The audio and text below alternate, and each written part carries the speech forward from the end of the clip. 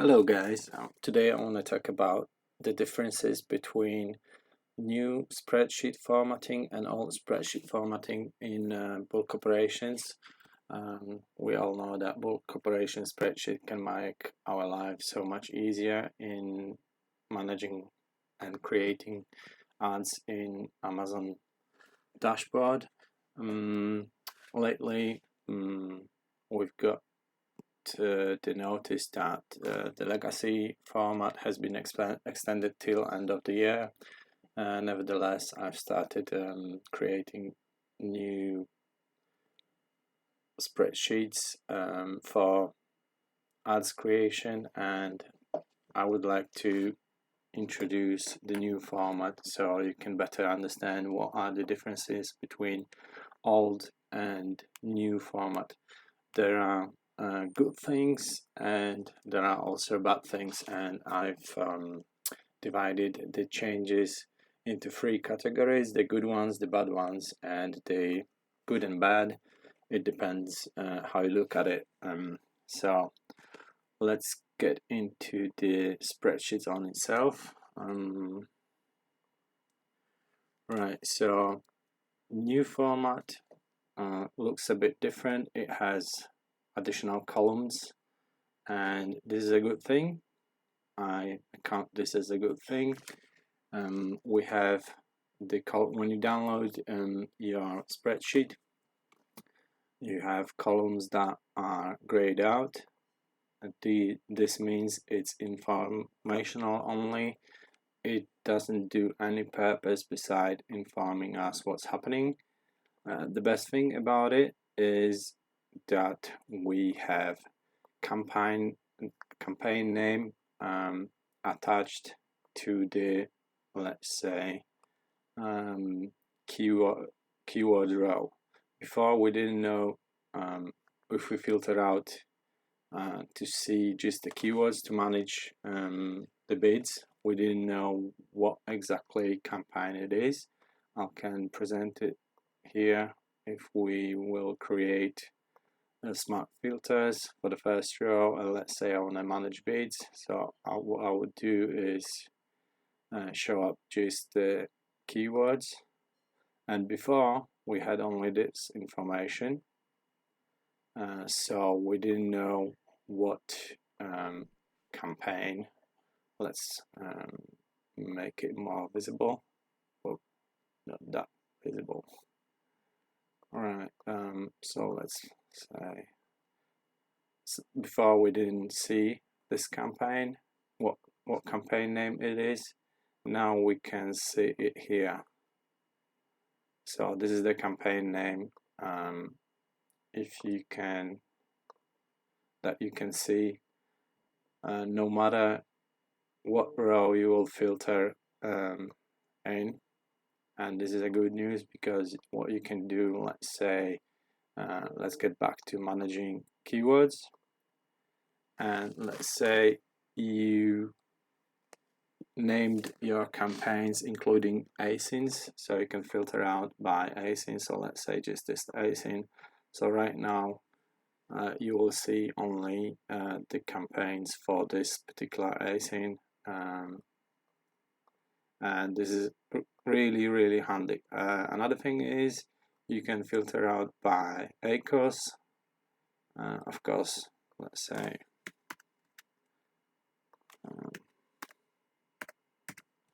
right, so you can filter out and by condition, and let's say is greater than 39%.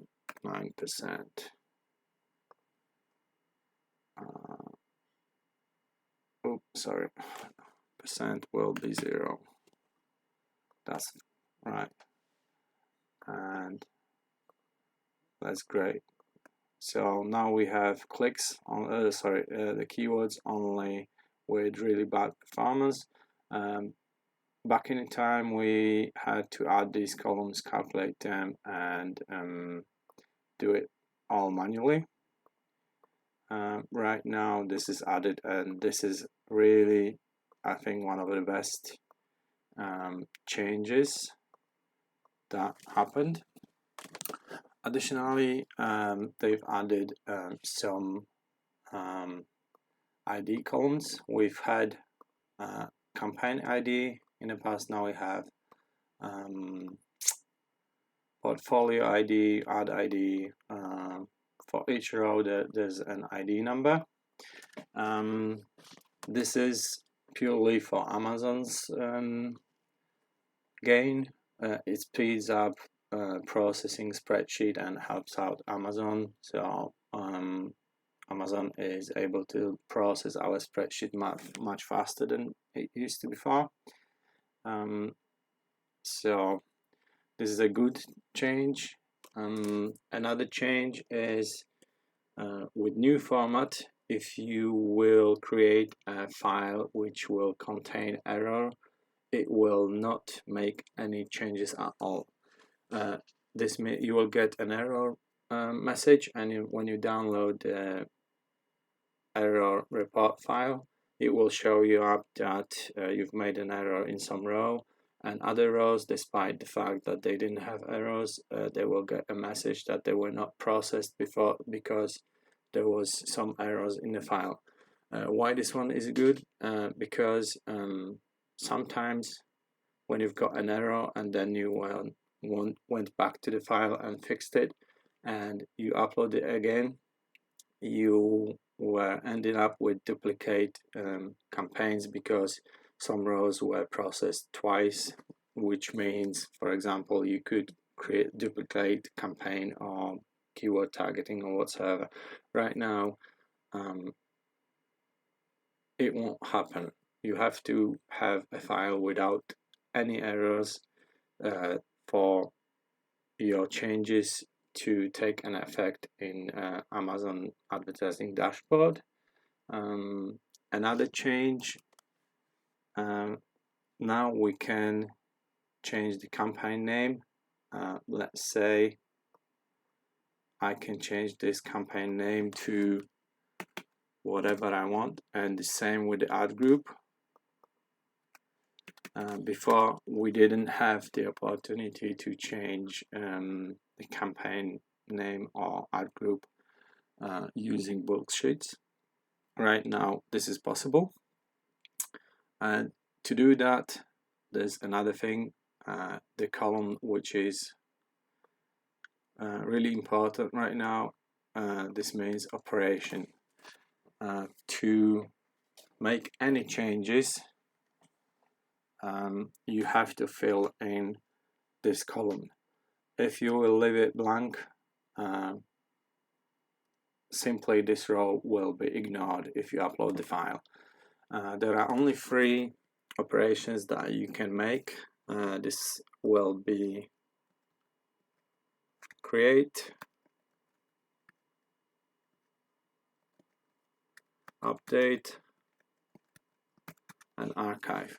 Create, obviously, well, all 3 are self-explanatory, but create is when you're creating a row that is not existent in your dashboard. This means you can't do it like this, because let's say you downloaded the file and this campaign already exists, so it won't work. It will come out as an error. Update is when something is existent in your dashboard and you just want to update. So let's say we want to update this campaign name, so I will have to put it update here, and I'm sorry, and update here, and we could archive this campaign. You don't have to bother to archive everything, just on campaign level, and all campaign will be archived. This is good and bad. It is good because it speeds up the process of all changes that you made. Let's say you have a big account with many campaigns, and before you've made all the changes, all your bid changes, let's say we want to change this bid to 29. So I would have to come back to this row and also update it.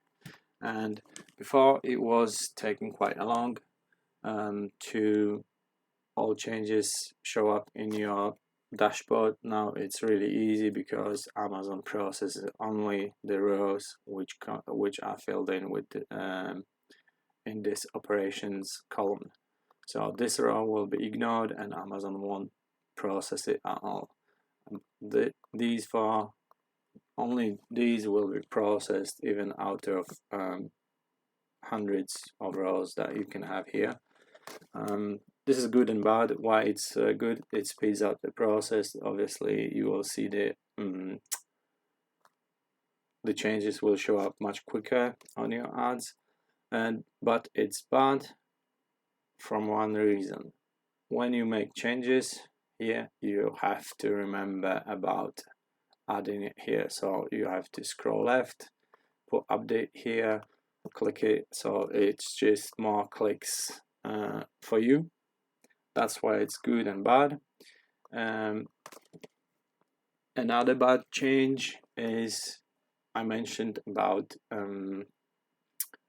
ID columns right now, that you have ID for the ad group and campaign. Let's say you've downloaded your search term reports and you want to add negative keywords to your campaigns. In the search term reports, you don't have these columns. You only get campaign name and ad group name, and when you want to create, let's say,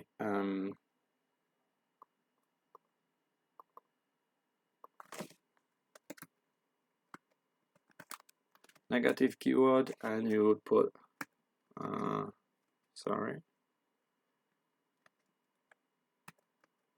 create.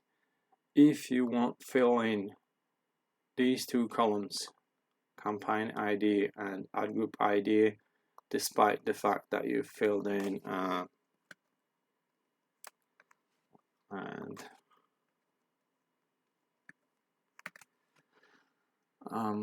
these two columns, you will get an error. So it makes you more work because you have to download your report and you have to manually search for these campaigns and find out the ID numbers and put it here, so you can create negative keyword or AC using these files. Right, so we've gone through good things, good or bad, depends. And now we will move to things which are certainly bad. And one of them is, I just mentioned, the adding negative keywords. You have to find out the campaign ID and ad group ID separately from GIST, because in GIST search term reports that are not included.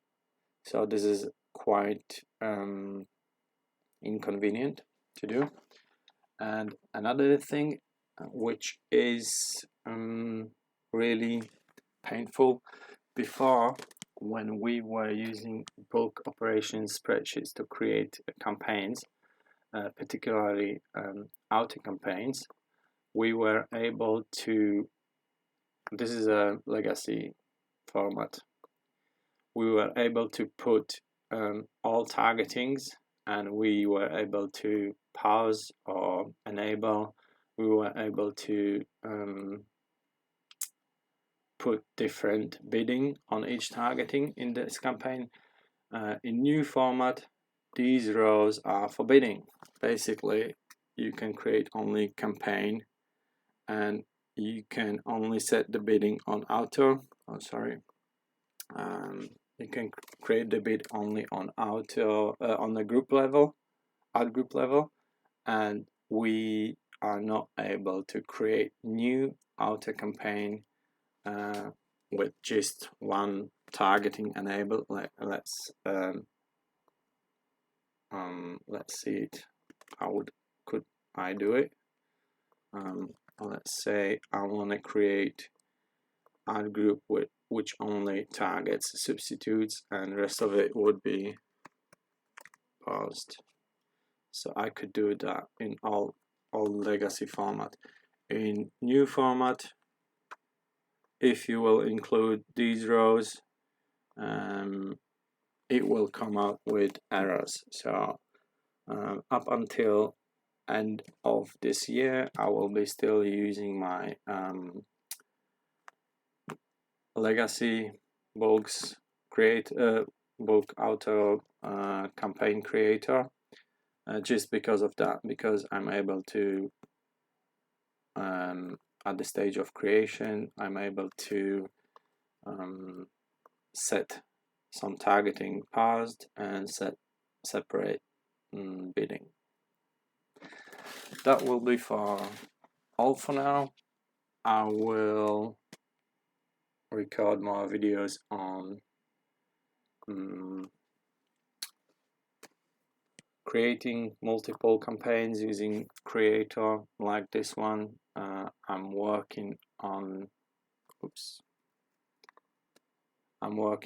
that right now, so you will be able to create multiple campaigns and using new format, not just legacy format, which will expire at the end of the year. But I'm not sure if they will not extend it further, because they've done it a few times already. Nevertheless, for managing, not just creating but managing ads, the new format is really great because of these columns which were added in. It makes life really easier when it comes down to filtering out the bids that have bad performance, and you are able to tell right away what campaign it's about, so you can judge instantly if you want to just lower the bid or if you want to pause this keyword overall. It makes your judgment so much easier. So thanks, and till the next video.